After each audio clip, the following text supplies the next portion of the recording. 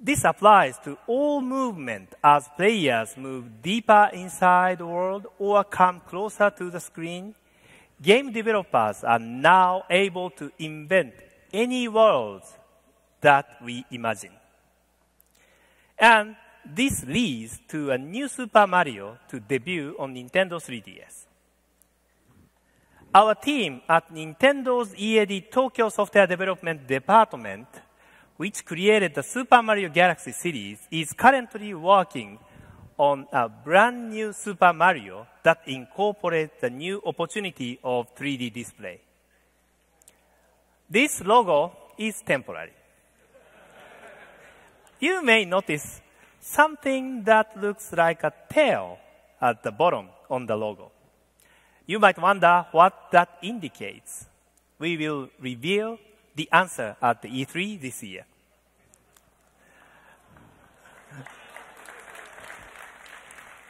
So, now that I have talked about Mario, I'm sure some of you may also want to hear about Zelda.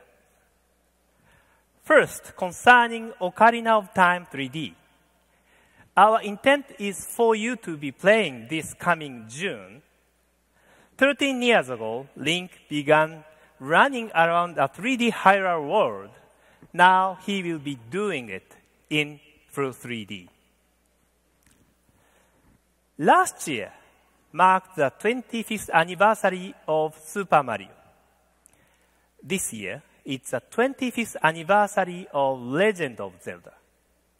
Mr. Miyamoto is working on a plan that will allow all Zelda lovers to celebrate together. I also want to update you on the new Legend of Zelda Skyward Sword for Wii. Game design has advanced to take further advantage of Wii Motion Plus.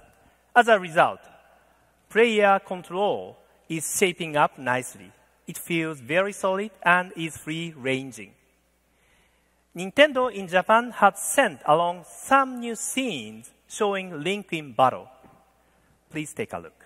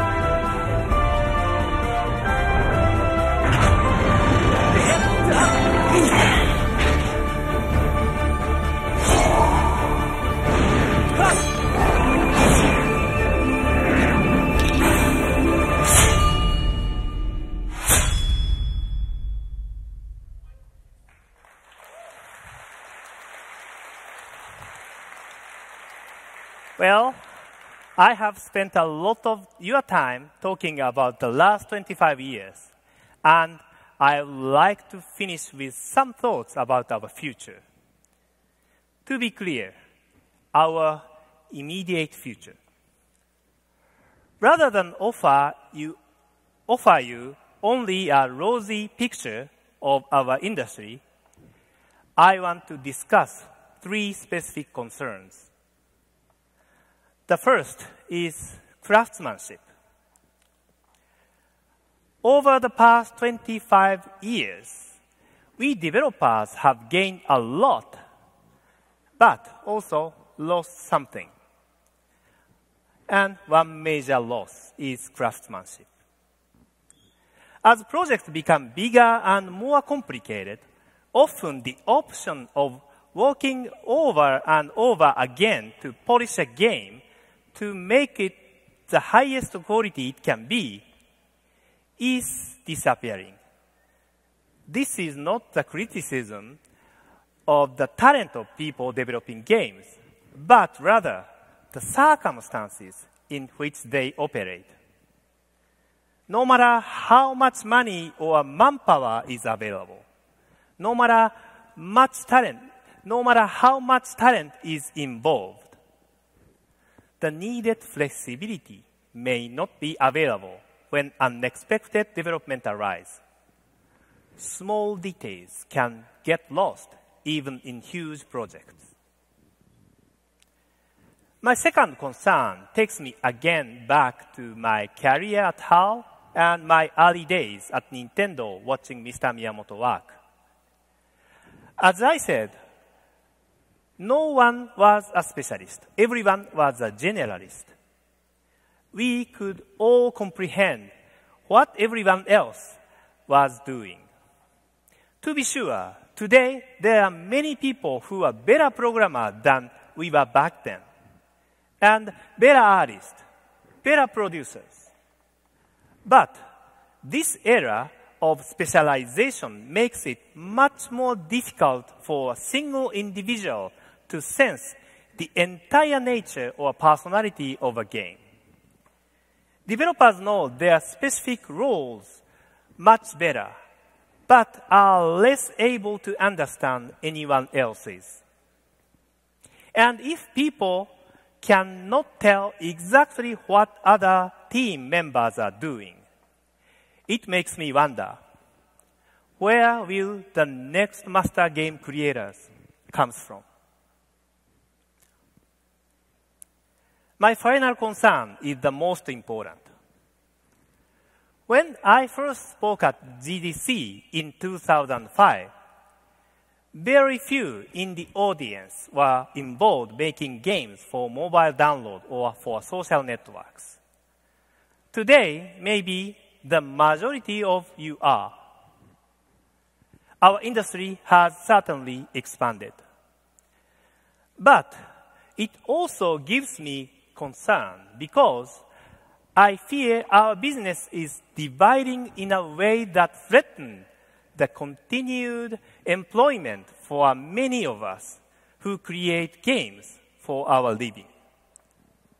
Yes, the developers' hours will always be too long and the stress too high, but until now, there has always been the ability to make a living. Will that still be the case moving forward? Let me share a few numbers. Today in America, there are more than 500 retail games available for PS3, more than 700 for the Xbox 360, and more than 1,000 each for both Wii and Nintendo DS. With so many choices, it is already very challenging to gain enough visibility with the public to achieve true hit status. A few games do become mega hits, but it is not easy. With such competition, even being noticed is extremely difficult. Huge investment promise nothing. Now, consider this. The corresponding number of games available right now to download from the big upsites is in the tens of thousands. Game development is droning. Yes, nearly every one of these downloadable games is far less expensive to create than most retail titles. But what revenue will they generate? Screen Digest reports that among all types of applications downloaded among the leading mobile services last year, 92% were free. And most software which is not free is still being sold at extremely low prices. Why is this happening? To answer, it's necessary to understand two very different ways of looking at our business. And these approaches focus on a single question. Is maintaining high-value games a top priority or not? First, consider the objective of those of us who manufacture dedicated video game hardware. At Nintendo, we see hardware as something our consumers reluctantly purchase only to enjoy the games they really want to play. We do not publish games for other platforms because we believe matching our game idea with our hardware design is the surest way to provide meaningful surprises. We are game creator first and manufacturer second. We really want our consumers to appreciate the premium value of software. Although the PlayStation and Xbox businesses are different in some ways from Nintendo's, I believe we all share this idea 100%. We make platforms designed to demonstrate the high value of high-quality video game software. But there is a second, entirely different way to consider the value of software. The objectives of smartphones and social network platforms are, and the reasons these vehicles were created are not at all like ours. These platforms have no motivation to maintain the high value of video game software. For them, content is something created by someone else. Their goal is just to gather as much as software as possible because quantity is what makes the money flow. Quantity is how they profit. The value of video game software does not matter to them. So, we are looking at two distinct sides of the video game businesses. One path requires investment that are often too big, and the other provides games that don't maintain high value. The fact is, what we produce was value, and we should protect that value. Please understand, it must be said that all is not lost. Games as diverse as Just Dance, Wii Fit, U-Draw, Wii Sports, Tomodachi Collection, and Art Academy have all found audiences on Nintendo systems alone, and similar stories certainly apply to other platforms. Let me suggest a couple of considerations that I believe can help a game get noticed. First, the central appeal must be evident almost immediately. If you hope a game player will stay engaged for more than 10 minutes in order to understand what you offer, it may be too late. The first sequence of a game are more important than ever. Second, it must be quick and easy for people to describe the unique nature of your game to others. Social recommendations are far more persuasive than advertising. But your idea must be simply understood. If both of these conditions are met, you could reach the tipping point for word of mouth, where your game begins to sell itself. This is the ultimate solution we all seek. Having said all this, there is a single solution to this challenge. It can be stated as a single word: innovation.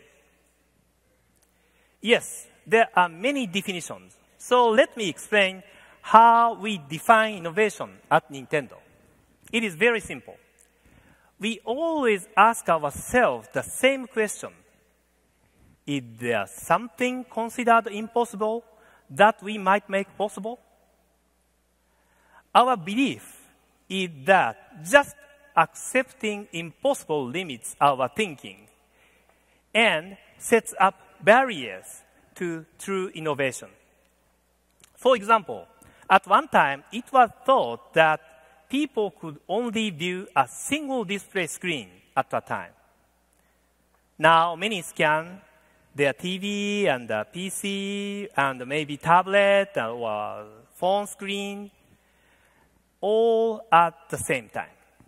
And two screens have certainly proved popular with almost 150 million Nintendo DS owners worldwide. Sometimes